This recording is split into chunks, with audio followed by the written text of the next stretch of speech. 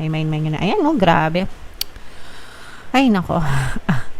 Ito yung energy ng swerte, guys. So, nararamdaman natin, ayan, no, grabe. Puro ayan na lang yun ang sabi ko dahil sa sobrang ganda ng mga energies na lumalabas sa inyo, no? So, ito yung swerte, guys. Swerte kayo sa pera.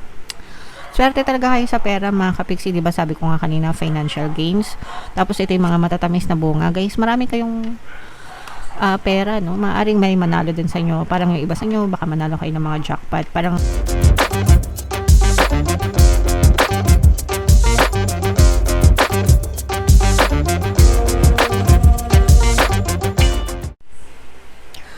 hello guys, hello Libra, welcome back to Pinoy Pixie Tarot. Ang pamagat ng episode natin for tonight is monthly tarot scope para ngayong February to March, March pala, para sa Libra, Sun, Moon, Rising Sign, and Venus. Unahin natin tong deck na to, guys. Ito yung mga angel messages para sa inyo. So yung first message natin, guys, big happy changes, mga malalaki at mga magagandang pagbabago yung maaaring dumating sa inyo. Pero ito, guys, no, palagi kong sinasabi sa inyo, ang pagbabago is palaging manggagaling sa inyo.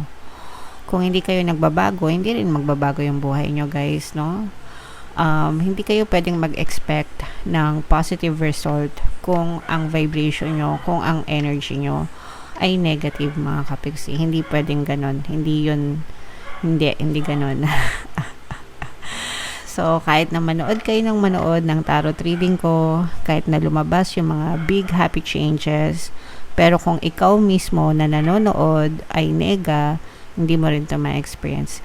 Kaya natin to binabasa para ma-align nyo yung sarili nyo sa energy ng reading. And kapag na-align nyo yung sarili nyo sa energy ng reading, then you can experience this, guys. Okay? But yeah, for some of you guys, kung positive naman kayo and talagang very high yung vibration nyo, mga magaganda at malalaking pagbabago talaga yung nag-aantay sa inyo, mga kapiksi. So make sure na you're always focused sa positive, guys, no? Palagi magpasalamat sa mga magagandang nangyayari sa inyo. Doon nyo ituon yung attention nyo sa mga magagandang nangyayari sa buhay nyo, mga kapiksi. And yung palagi ko ngang sinasabi sa inyo, guys, no, baka gusto nyo akong gayahin. Dalawa lang yung rule ko sa buhay. Yung first rule ko is maging positive. Yung second rule ko is maging consistent sa pagiging positive, guys. So, ganun dapat, mga kapiksi, araw-araw, para palagi yun din yung ma-experience natin sa buhay natin. Okay? And kung gusto nyo talagang magkaroon ng big happy changes, simulan yung magbago sa sarili nyo, no? Baguhin nyo yung habits nyo, yung iniisip nyo, yung ugali nyo, yung routine nyo, yung kinaugalian nyo, guys. Lahat yun, overall, binabago, mga kapiksi. Okay? Another message, Libra, ito within the next few months, ito naman ay timeline, mga kapiksi, no? Timeline kung kailan pwedeng mag-manifest yung mga dasal nyo, kung kailan pwedeng mangyari yung mga hinihiling nyo, guys. Syempre, ito'y depende pa rin kung pwedeng mapabilis, pwedeng mas tumagal, depende kung gaano kayo ka-focus, no? The more na mas nagfo-focus kayo, the more na mas malaki yung chance na ma-experience nyo agad-agad to. Pero kung kayo ay distracted and palagi kayong nega, guys, chances are ma-delay din yung manifestation nyo, Libra. Okay? And another message, guys, helpful people. Ito yung mga tulong na pinapadala sa inyo ni universe, especially if you are always praying, guys, no? Pag palagi kayo nagdadasal, humihingi kayo ng tulong sa taas, ipapaabot niya yan sa inyo sa pamamagitan din ng mga tao sa paligid nyo. So when we pray and when we affirm, mga kapiksi, palaging minamove ni universe yung mga tao, bagay, sitwasyon sa paligid natin, no? Para talaga mag-manifest yung mga kahilingan natin, mga kapiksi. Alright? So, i-main mo na to, guys. Itong mga big happy changes, itong mga helpful people, guys. I-main nyo na sa comment section. So, shuffle natin to. Hanapin natin yung energy na, ay sorry, ito pala guys, sa ano naman pala to, love message or love advice para ngayong buwan ng Marso. Iba-iba kayo ng sitwasyon guys. So, kung ano lang yung makaresonate sa inyo, take that message mga kapiksi. So, yung first message guys, ito mainit na mainit yung pagmamahalan nyo. Allow your heart and soul to sing with joy. So, ito guys, naramdaman natin yung init ng pagmamahalan sa isa't isa ng person nyo. So, samantalahin nyo lang yan. Iparamdam nyo sa isa't isa kung gano'n nyo sila kamahal. Maging vocal kayo, mga kapiksi, no? Kumbaga, especially kung mga legal na, mga formal na, no? Na mag-on, yan. Wag nang magpatumpik-tumpik, no? Iparamdam sa person nyo kung gaano nyo sila kamahal. And kailangan nyo also set the record straight, no? Tanungin nyo rin sa kanila, guys, kasi baka mamaya unrequited pala yung feelings, no? Kung mahal nyo, dapat mahal din kayo, di ba? Wag kayong papayag na kayo lang yung nagmamahal. Kasi dehado kayo doon, mga kapiksi. And for some of you, maaring siya na yung para sa inyo talaga. This could be the one person na maaring siya na talaga yung pang forever nyo. Merong forever guys, no? Huwag yung sasabihin na walang forever. Ano lang yun guys, sinasabi lang yun ng mga bitter na tao kapag naka-experience ng mga hiwalayan or painful breakup. Pero may forever guys, may forever. Maraming tao sa mundo na kahit matatanda na sila, di ba? Magkasama pa rin sila hanggang sa bawian na sila ng buhay. So yun yung mga may forever, mga kapiksi. It's about staying with the same person, guys, hanggang sa tumanda. Okay? Alright. And ito naman ay reminder sa inyo to release your ex. Sa mga may ex naman ito, sa mga kapiksi natin na hindi pa nakaka-move on, it's okay to hold on. It's also okay to let go, mga kapiksi. Sometimes, kapag ginawa mo na ang lahat, syempre guys, okay lang naman yun na ipaglaban nyo, gawin nyo ang lahat para bumalik, diba? Kung mahal nyo talaga, it's okay. Pero if feeling mo nagawa mo na lahat and to the point na napapabayaan mo na yung sarili mo, baka it's about time na pakawalan mo na, no? Kasi baka it's doing you more harm than good. Kasi minsan isipin nyo rin, what if bumalik sila, 'di ba? Pero hindi na ganun yung love kagaya dati. Kasi may lamat na, kasi may history na kayo ng nakaraan na bitter, ganyan. Bumalik nga, pero palagi rin naman nag-aaway. Ganun ba yung ideal na relationship nyo? Syempre hindi, 'di ba? Kaya sometimes it's better to let go, 'di ba? Hayaan nyo sila maging masaya para maging masaya rin kayo, Libra, sa susunod na relationship nyo. Okay?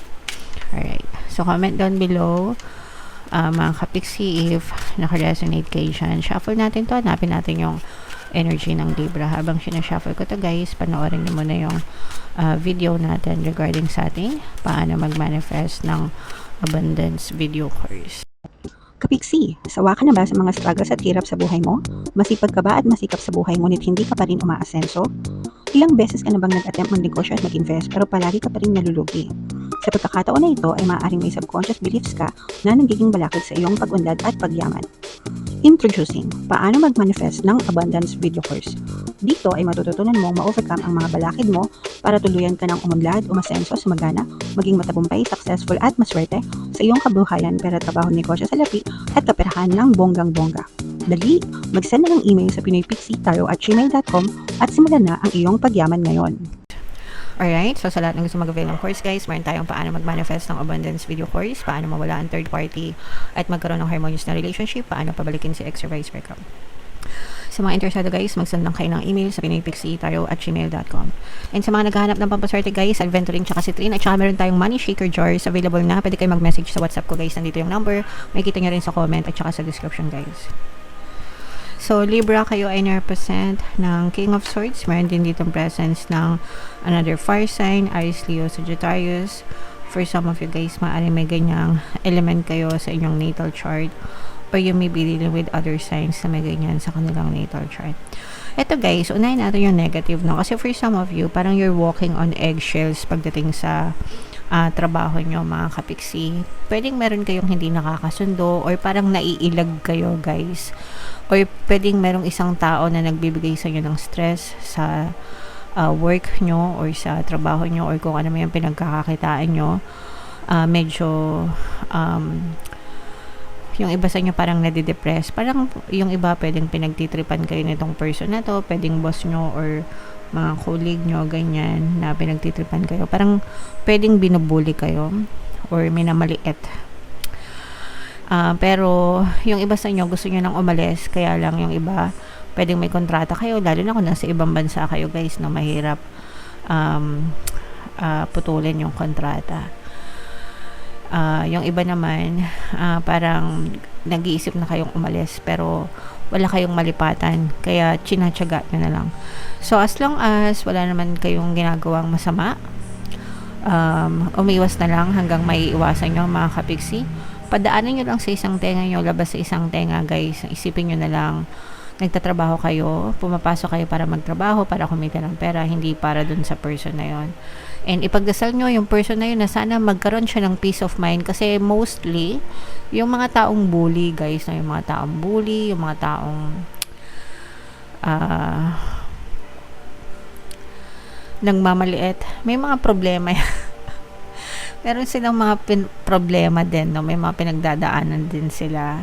So, ipagdasal nyo rin na sana magkaroon sila ng peace of mind para hindi nila kayo mabuli, mga kapiksi. Okay? Alright. And ito guys, grabing manifestation ito guys, kasi ito ay manifestation ng financial gains, no? More money will come to you guys. And ito talaga success, progress, magiging mabilis yung pagpasok ng kaperahan sa inyo. Maaaring ito yung sinasabi natin na big happy changes guys, no? Magkakaroon ng magandang progreso in terms of your pinagkakakitaan, lalo na guys kung kayo ay nagnenegosyo. Kung kayo ay kung meron din kayong additional source of income, kunwari meron kayong trabaho plus meron kayong part-time job, yung part-time job nyo parang na-over pa niya yung kinikita nyo, no, na regular dun sa trabaho nyo, mga kapiksi. So, mabilis yung progress guys, mabilis yung pag-unlad, pag-asenso nyo, pag-success nyo. And sabi ko nga, no, maaring ito yung magdala sa inyo ng mga magaganda at malalaking pagbabago. So, ibig sabihin, you are on the right track, mga kapiksi. Continue on what you are doing right now. Tuloy-tuloy nyo lang yan. Talagang aasenso at uunlad yung inyong pamumuhay, guys. Okay? Marami ding tumutulong sa inyo, no? There are a lot of helpful people. Ayun nga yung sinabi natin guys, na helpful people, di ba? Marami talagang tumutulong sa inyo. Itong mga tumutulong na to guys, galing din ito kay universe, mga kapiksi. So there are a lot of helpful people sa paligid mo na makatulong para lalo kang sumakses at umunlad. So yan, i-main mo na itong mga manifestation, financial gains guys, success, no, mga big happy changes, helpful people guys, no, i-main nyo na. Ayan, no, grabe. Ay nako. Ito yung energy ng swerte guys. So nararamdaman natin, ayan, no, grabe. Puro ayan na lang yung nasabi ko dahil sa sobrang ganda ng mga energies na lumalabas sa inyo, no? So, ito yung swerte guys. Swerte kayo sa pera. Swerte talaga kayo sa pera, mga kapiksi, diba? Sabi ko nga kanina, financial gains. Tapos, ito yung mga matatamis na bunga, guys. Marami kayong pera, no? Maaring may manalo din sa inyo. Parang yung iba sa inyo, baka manalo kayo ng mga jackpot. Parang nanalo kayo ng jackpot sa loto. Kunwari, magkaroon kayo ng magandang opportunity sa pera. Hindi naman yung literal na nanalo kayo ng jackpot sa loto, pero parang feeling nyo nanalo na rin kayo ng jackpot dahil sa ganda ng swerte na dumadating sa buhay nyo, lalo na sa mga nagnenegosyo, At saka nga yung mga sinasabi ko, if meron kayo mga additional source of income. Kasi talagang, ano niya no guys, no? Yung mga effort na ginagawa nyo dati, yung mga pagtatanim nyo, talagang nagbubunga, mga kapiksi, no? And talagang siswertein kayo ng bonggang-bongga sa kaperahan, guys, no? So, i-mind nyo na yan, guys. Yung mga swerte na yan sa pera, mga malalaking pagbabago. At saka, ito guys, nakikita rin natin na nagiging maayos yung buhay nyo, umaayos yung buhay nyo, nagiging maganda yung takbo, ayan nga, ano, big happy change. So, sobrang ganda talaga, parang nafi-fix ko ano man yung dapat ma-fix. Pwedeng nafi-fix nyo yung mga habits nyo, guys, kaya nafi-fix din yung buhay nyo, mga kapiksi. Okay? So, grabe, sana all Libra. Sana all Libra sa sobrang ganda ng reading nyo. I-main nyo na yan guys sa comment section. Ito yung ating 2026 kapalaran guys. Ito naman yung ating success stories ng paano mag-manifest ng abundance video course. Money Shaker Jar guys. Panoorin nyo. Thank you for liking, sharing, and subscribing. See you next time. I love you all. Have a nice day. Bye-bye.